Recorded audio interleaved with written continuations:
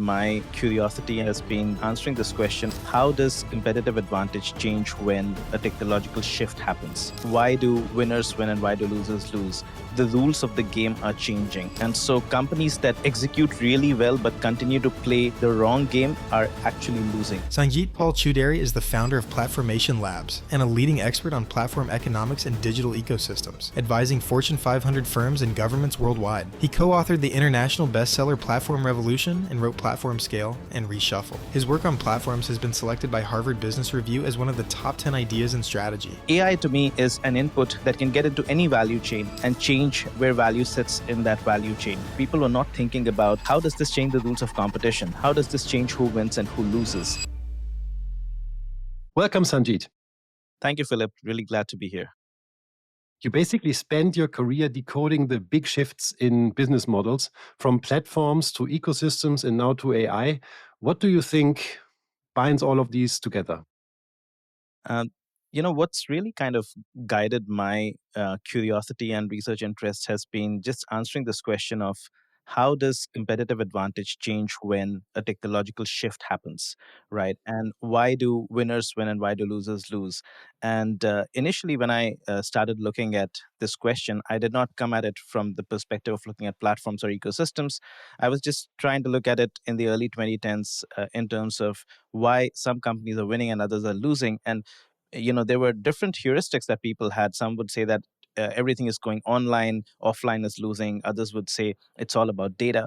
But I figured that there was something much deeper than that. There was fundamentally a sense of the rules of the game are changing. And so companies that execute really well but continue to play the wrong game are actually losing. So it's not, a simple rule of thumb like you just need to do X and you're going to win. And that's where I then essentially crystallized all of that as the importance of platforms. Initially, that took shape in the form of what we now think of as aggregators, companies that aggregate a lot of demand. But over the course of the 2010s, a lot of that also moved further down the value chain. So companies opening up APIs and then serving out, putting out their services, investing in standards that organize the whole industry. And so a lot of my focus then was about explaining not just demand aggregating platforms, but how do you organize larger ecosystems? And now I think where we've landed is that alongside shifts in how demand is managed and the fact that companies that do really well over there actually set new rules for demand. They determine how others can connect with consumers. Also, alongside shifts in how services integrate with each other and how standards are set, we're also seeing a shift in the very nature of inputs into value chains. So, AI to me is an input that can get into any value chain and change where value sits in that value chain. And similarly, with improvements in synthetic biology and in material sciences, in energy, all these so-called commodity inputs are now becoming very uniquely transformative and can have ripple effects across the value chain. And so that's really what prompted me to write Reshuffle. I based it on AI, but it's something that extends beyond AI. And that's Hmm. sort of been my journey to get to this point. Okay, so let's look into this book, which is really fascinating. I can only recommend it to everybody. It talks a lot about AI and the shifts that AI brings, especially around the knowledge economy. Was there a moment that you realized that AI is not just a productivity booster, but has the potential to fundamentally reshape the knowledge economy as we have it today? That's really what kind of prompted me to write this book, because I was getting into a lot of conversations over the last 5 years. Companies, again, were calling me to talk about competitive strategy, but then every time this question of AI would come up. And whenever the question of AI would come up, the discussion would move away from competitive strategy to, what does that mean for jobs in our organization? What does that mean in terms of, productivity shifts? But I just felt that there was this huge gap in a lot of these conversations where people were not thinking about well, how does this change the rules of competition? How does this change who wins and who loses?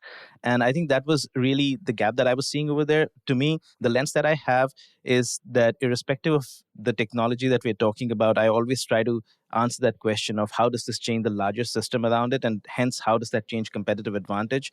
And so I always had that lens, and I wanted to apply it over here, and I felt that nobody else was really talking about that particular aspect. That's what kind of drove me in this direction. Do you have a simple answer for this? How is AI shifting competitive advantage? Well, I think, if I were to answer it in a couple of lines, I would just say that competitive advantage shifts when what was previously constrained now suddenly becomes abundant. What was scarce becomes abundant. And when that becomes abundant, you essentially start seeing commoditization happening. And so value that was associated with its scarcity is no longer there. And with AI, the way I would apply that logic is that a lot of knowledge work in the knowledge economy was traditionally scarce. In order to access knowledge work, and I'm not saying knowledge, I'm saying performance of knowledge work, actually creating a contract, actually solving a problem. In order to access the performance of knowledge work, you needed either highly trained individuals who were expensive to acquire, or you needed to train individuals, and that training itself was going to be expensive. So, whether it was the individuals themselves who invested years and dollars in getting trained, or the companies who were acquiring them, the ability to access knowledge work was constrained. And what AI does is it makes many different forms of knowledge work much more easily accessible. It creates new constraints, no doubt. You cannot, just throw AI at the problem and solve it. But it does change the economics of knowledge work. And with that, it changes which kinds of companies will win and which ones will lose. The book is called Reshuffle for a Reason. Can you maybe give one example or a couple of examples of where you see AI is really reshuffling entire industries? Yeah, absolutely. I think there are a lot of examples that are given about you know consulting and professional services. So just for a change, I'll take a different example, and I'm happy to come back to those examples subsequently. But let's take a physical industry, right? Take for example the plastics industry. Now, traditionally in the plastics industry, um, the value has remained quite significantly with companies that do compounding, which is they take different forms of commodity inputs and they treat those inputs using specific recipes so that they can create fit to use plastics, which are specific to certain use cases. They are thermal resistant, or they are slow to degrade and so on. And what AI is doing right now is it's collapsing the cost of compounding. So you can, instead of running long tests over time, you can run a lot of these simulations in silico, and you can come out with uh, not extremely validated, but you can come out with new compounds as a result of that.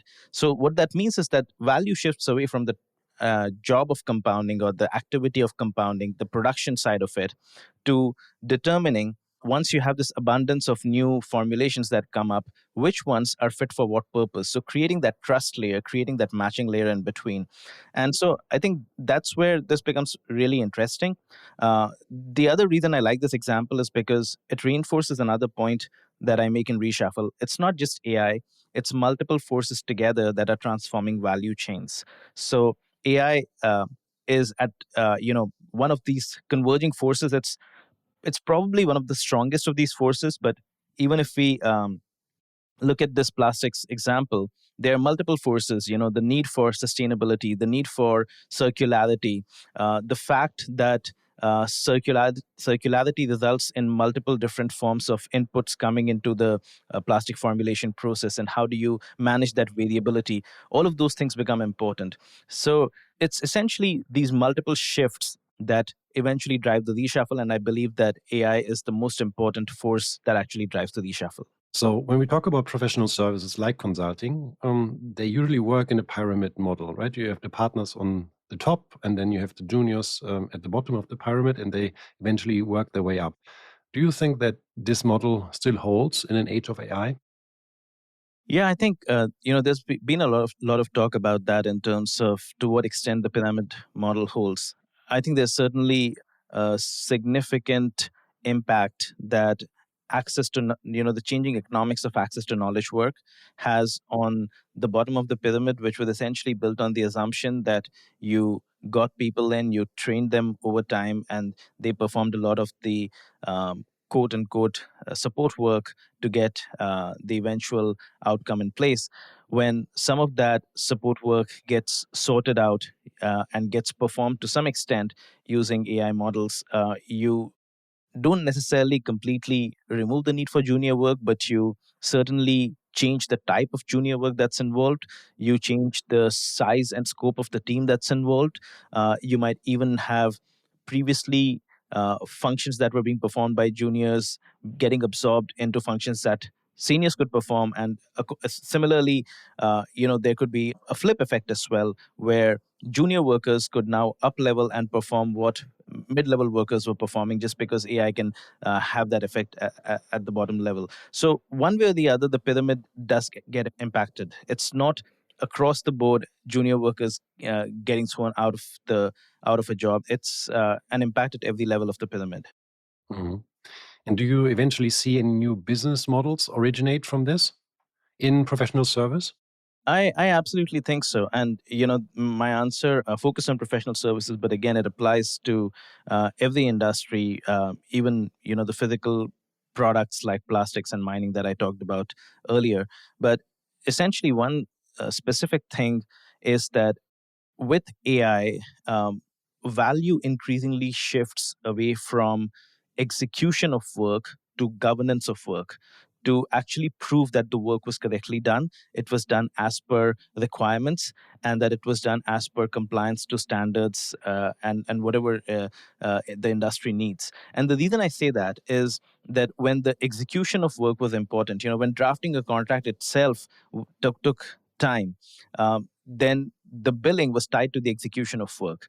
So, yes, quality was important and that's how you competed. But when execution becomes commoditized, you have to start making money on the actual governance of the work. And the way you often make money on governance is by either absorbing the risk associated with the work. So, you start creating new forms of insurance products. This is why, we've already seen this, for example, with AI coming in agriculture, where the leading players in agriculture who captured a lot of data also went into insurance and captured a lot of value over there. So you either make money by absorbing risk, or you make money by moving towards outcomes. You want to guarantee outcomes because everybody can do the work, and so that's another way that you start absorbing liability. So that's one of the key points I make in Reshuffle as well, that if you want to preserve your place in the value chain, and if you're working on top of AI models, um, and if you want to not get squeezed in between the model and the customer, you need to manage the reliability of the solution and hence manage the risk and liability associated with it. So I think that's going to be really important. And one final point I'll just make is that the potential for entrepreneurship is that much higher, because you can access knowledge work without having to build large human intensive organizations. And so that's another way that I think this whole field is bound to change. The knowledge economy has traditionally been built around expertise. Now, some people argue that expertise might be replaced with AI.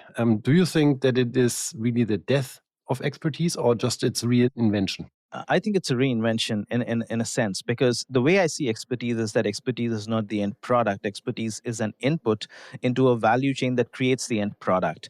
And so if expertise becomes relatively abundant, and I think that's really the argument people have, there are other parts of the value chain that will become more important. So let me take a simple, four-step value chain of around expertise, right? So you need to ask the right question. You need to then generate possible answers. You then need to choose the right answer, and then you need to absorb the risk associated with that choice, because that's the answer you give to your client, right? So there are four different steps over here. There's asking the question, generating the answers, choosing the right answer, and then putting your name to it and absorbing the risk associated with it. Now, of these four steps, the second step is what we think of as expertise, and that's what's going to get commoditized increasingly. But what that means is that value shifts to complementary capabilities in that value chain. And the reason that's important is, let's take the first example, asking the right questions. In the past, when the cost of getting work done, producing output itself was so high, you did not care too much about asking the right questions. You just got quickly to what's the best way we can get to answers. But today, you can generate answers very quickly. You can throw questions at a foundational model, and you can get a lot of different answers. The challenge with that is that the wrong questions can lead to an opportunity cost of just going down the wrong rabbit hole. Whereas the right questions have a compounding effect. If you're asking the right questions, and if you have the ability to know how to ask the right questions, you can really gain superpowers when combined with AI. So value shifts away from just producing output to knowing what kinds of questions should be asked in the first place. And I don't want to dumb it down to say that that's just prompt engineering. No, it's fun. It's something fundamentally more important than that. In order to ask the right questions, you need to have deep domain understanding. You need to understand how things connect. You need to understand, given a certain answer, what should be the next line of inquiry. So that's going to be increasingly more valuable. The second thing that's going to be very valuable is if you have tons of answers being produced, and everything looks seemingly correct. How do you choose which one is correct? And I think that's really the act of curation, choosing which ones to move forward with and which ones to discard. That again needs a tight feedback loop with actual performance of the end result, because you need to know what worked, what did not work, when you created your output and you provided it to you served it to whoever was your customer. So getting your curatorial abilities right is very important. And finally, um, you need to again build that judgment over time, because if you are in a position where everybody around you is generating work easily, the ability for you to charge a premium for your work is if you're able to answer high stakes, high risk problems for your client. And in order to do that, you should be in a position to absorb that risk alongside your client. And you can do that when you have good judgment. So I would expect, that some of the power law economics of that we see in, say, a space like venture capital, we'll start seeing that in more industries when the ability to generate questions is very high, but the ability to or generate answers is very high, but the ability to judge and take risk associated with that is going to be there. Yeah, and I like your point about domain expertise really being fundamental, both in asking the right questions, but also in evaluating the outcome. Eventually, you can't do it without it, right? One thing that you warn against in your book is the tool integration trap. So, what is the most common mistake that you see companies make when it comes to AI?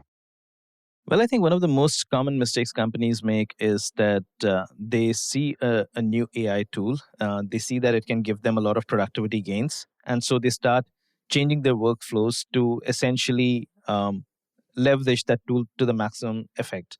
And because AI companies themselves, AI tool providers are so well funded, the tools improve much faster than your own ability to change your business model very often. If you're a consulting firm, you are improving or morphing relatively slower, while the underlying models are improving much faster in a way. So in order to uh, differentiate yourself, you often fall into the trap of, if only we could get more value out of the tool. And what that ends up doing very often is you end up becoming dependent on the tool. If all of your value to the end client is about how much you can squeeze out from the AI tool that you are using, then that's not going to be very valuable, because everybody else will eventually catch up, and the gains will get flattened out. What's more important, as I mentioned, is that you need to create sufficient value on top, which partly is about absorbing risk associated with the eventual outcome that you're delivering. But it's also thinking about, in the past, if performing the work itself was difficult, um, and that's what everybody charged for, now that performing the work is commoditized, what else could I combine? What other complementary services and solutions could I combine to make this more valuable? And I'll give a very simple illustration to back that point. Magicians, and magic has fundamentally been knowledge work, in the sense that magic retained value, while the ability to perform the trick and the secret of the trick remained private. But with the rise of the internet, what happened was that the effort required to learn a trick did not go down, but the window for which the trick would remain private went away. which meant that everybody could know, what the trick was behind it. And so the whole point about magic is you create that moment of awe, and that was driven by secrecy. When that secrecy goes away, you have two choices. You can keep learning new tricks, but if the cost of learning a trick is too high, it doesn't make sense. So what magicians have eventually done, if you look at magic shows today, is they take the same old tricks, but they bundle it in new combinations with new storytelling, with new spectacle, and they try to create that magical moment not with the secrecy of the trick, but with the overall spectacle. So my point is not that we need to become flashy and invest in spectacle, but my point is, if your core competence looks like it's getting commoditized, think of what valuable complementary capabilities you need to bundle together to redefine what you give to your customer. And I think that's going to be important. You can't win a battle, or a race where you're constantly saying, I want to focus on what AI can't yet do. You have to rethink what you do alongside AI and how you differentiate yourself. So you talked about absorption of risk a lot. Maybe we can double click on this because I think it's a very fundamental point, and I think many of our listeners will think about, when they hear absorption of risk, they will think about insurance companies, and I don't think that this is what you mean. So could you maybe tell us a little bit more about what you mean when you say absorption of risk is really crucial in this domain, and how people can actually do this? Or if they want to say, okay, I now want to move into this a little bit more, what concrete steps could they actually take to absorb risks for their clients, for example? Yeah, no, that's true. That's a really important point, and the reason absorption of risk becomes so central is because when it becomes very easy to generate answers, right? Whether it is generating new formulations in the plastics or in the drugs industry, or whether it is in just generating new solutions for clients in the professional services industry, everybody can create output. But the question then becomes, whose output is most trustworthy? How do you determine which output can be trusted? Now, in a lot of real world cases, you can't have clear standards of when an output is trustworthy. And hence, in order for you to be able to capture that value, if everybody is generating output and there's no way to signal that your output is whether your output is trustworthy, if you keep on selling output, you will end up in a commodity race because you'll have many other competitors doing the same thing. So what I mean by absorbing the risk is, in order to differentiate yourself in such a scenario, you have to sell something to the client where your payout and your gains is pegged to the risk that the client would have to take with an untrustworthy output. So the more you are able to refine your processes and your capabilities to infuse risk management into your own output, the better you will able to absorb that risk. And because you have a better heuristic on how to manage that risk than your client, you'll be able to take a bigger portion of the value from the client in your favor by sharing that risk. And so that's the key point that I'm trying to make. It's not so much about insurance as much as it is about actually developing a capability to uh, manage that risk, and with that, move away from the commodity game or commodity competition around just generating output and capturing some of the value that the client would have withheld because of the risk associated with the output. Thank you for clarifying this. I think it's really a key point, as you said. Um, you also argue that the real power of AI is really in coordination, not in automation. What would be the simplest example to illustrate this idea? Well, I think one of the simplest examples to think about this is really to think about how we deploy AI in the enterprise today. There are two different ways that you can think about deploying AI in the enterprise, or rather, three different ways. And let me kind of run through those three very quickly.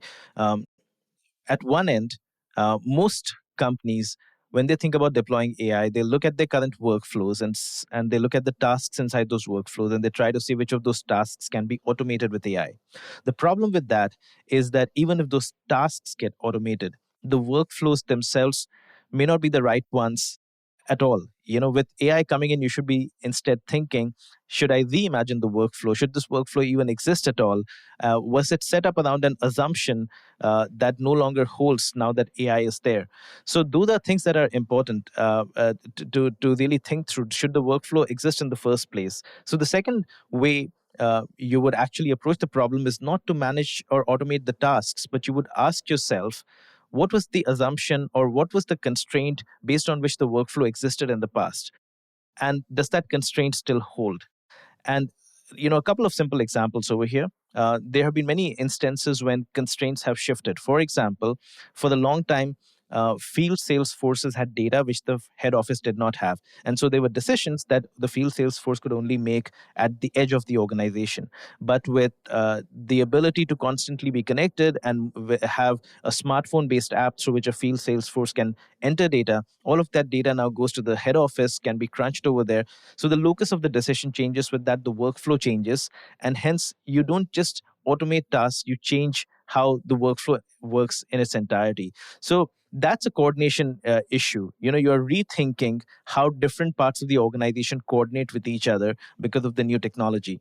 And a final way to think about it is really that the power of AI is in creating an institutional memory across the organization. Because today, the way organizations coordinate is through a very old technology called documentation and meetings. If you want to coordinate between teams, you invest a lot of time in documentation, and then you invest time in getting on the same page in a meeting. If instead you could use all that unstructured information, which so far was just trapped in emails and voice calls, etc., if you could train an AI on that and then use that to serve knowledge at the right point in the right workflow across the organization, that then re-coordinates the organization. So that's my key point, about moving beyond automation to really think about coordination. You've advised more than 40 Fortune 500 companies and also governments. What was the most surprising question somebody asked you about AI? That's an interesting one, actually, because in general, my observation has been that it was usually the question behind the question that was surprising. The questions were fairly straightforward. The questions were, what will AI do to this job, or what will AI do to this part of the value chain? But the question behind the question always was, what is fundamentally, what is true today that is going to change when AI comes in, and that will keep changing, and hence we cannot bet on that. But on the other hand, what is true today that will never change even if AI keeps improving? Because a company can bet on those things that are going to be constant even if AI keeps on improving. So, in order to navigate, what I gathered from all of these conversations is that fundamentally companies need better maps in the age of AI. They need to know what's going to stay constant, and then they need a way to constantly update the maps based on how other things are changing around it. So that's really, the key. And how should governments be thinking about the knowledge economy, which is a large part of most economies in the world in an age of AI? Well, I think for governments, there are quite a few different aspects over here. When you think about AI, the first thing is just in terms of how you think about competitiveness of your economy. Are you training a labor force that is going to become redundant? Are you creating systemic incentives for companies to ensure the labor force in general does not get redundant as AI improves? So there are significant issues related to how you think about labor. Um, I also think that from a government perspective and from a geopolitical perspective, this shift in AI is uh, coming alongside an interesting shift in how geopolitics and globalization works, because traditionally geopolitics has been very consensus driven. It used the same technologies that organizations used for coordination, which was meetings. So you would meet at the UN, you would meet at these different places, and you would engage on treaties and so on. And today most companies are simultaneously doing two things. They are building digital public goods, so they are moving a lot of the national infrastructure onto digital technologies, and at the same time they are investing in AI.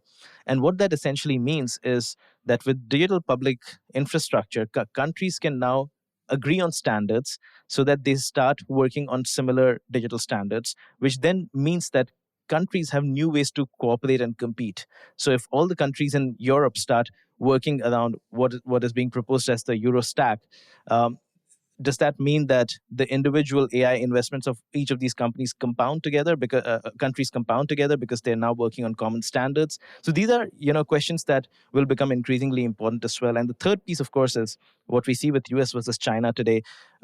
China, I believe, really sees not just AI but energy and materials as inputs into new supply chains of the future, new value chains of the future, and so they're really reorienting around this idea that if value is shifting to high power inputs, we want to capture or we want to control those inputs. So there's the way countries think about competing with each other is also going to change in the age of AI. Mhm.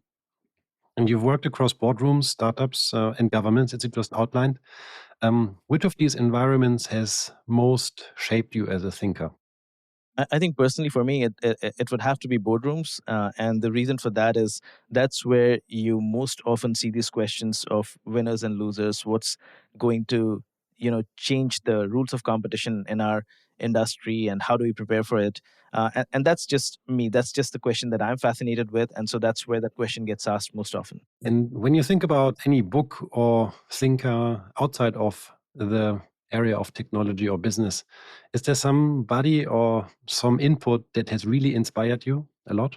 It's difficult to say that there's any one specific book as such, but one book that has transformed or transformed my thinking and my life a lot recently, alongside the fact that I also became a father, is 4,000 Weeks, which essentially talks about mortality and how and the finiteness of life.